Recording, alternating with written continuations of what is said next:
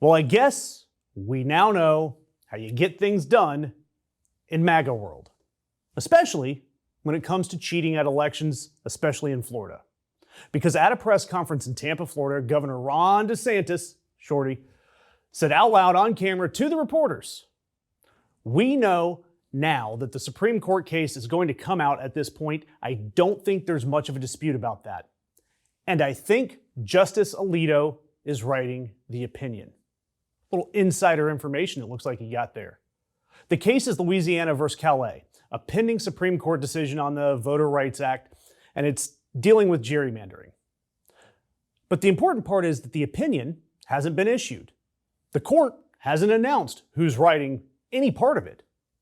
What DeSantis is describing, knowing in advance who's authoring an undecided Supreme Court opinion, is either the product of inappropriate insider communication with a sitting justice, or just a calculated public bluff designed to justify his gerrymandering before anyone can stop it. And neither of those is acceptable. It's either a scandal or a lie. And Ron DeSantis in his lifted boots is standing at the podium acting like it's just a regular Tuesday. Alito, of course, he hasn't said anything. The Supreme Court hasn't said anything. DeSantis stood at a podium and says he knows the outcome of Supreme Court cases. And then, of course, he's followed up by calling a special legislative session for April 20th so that they can redraw Florida's congressional maps ahead of the election.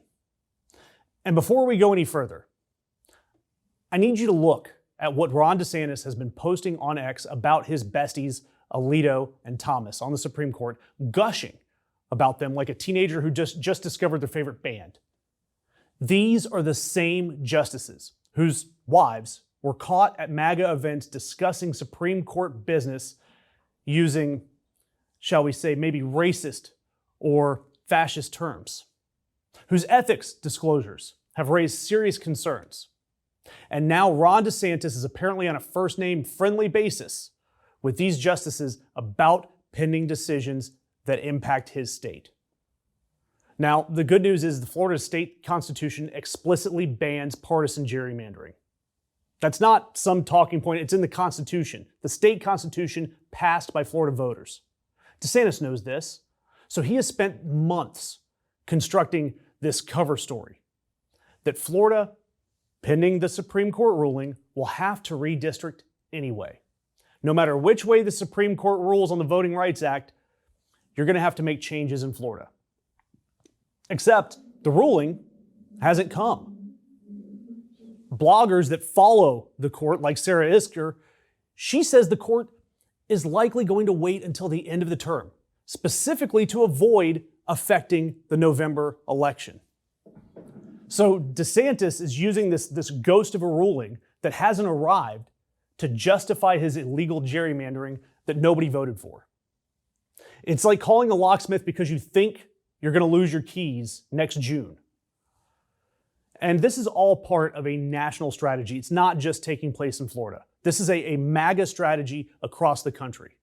We saw Trump order Texas to redraw their maps last summer because Republicans are terrified of losing the House majority.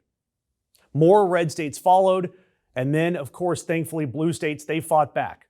California, Virginia, they redistricted their own maps in favor of the blue side.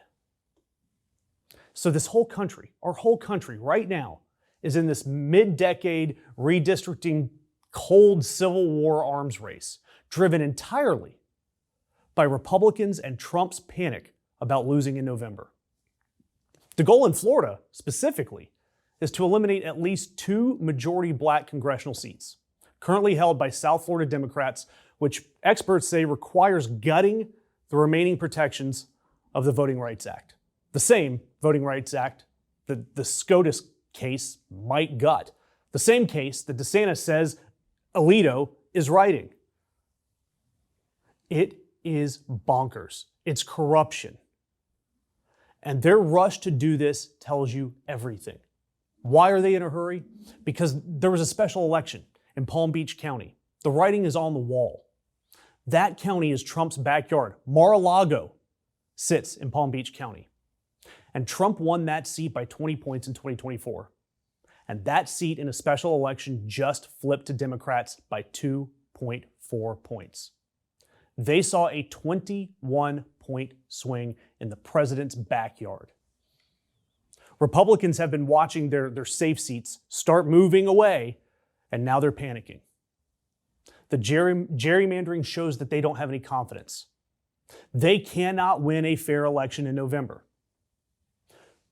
So starting last summer, they are rearranging the furniture before the House inspection so that they can cheat.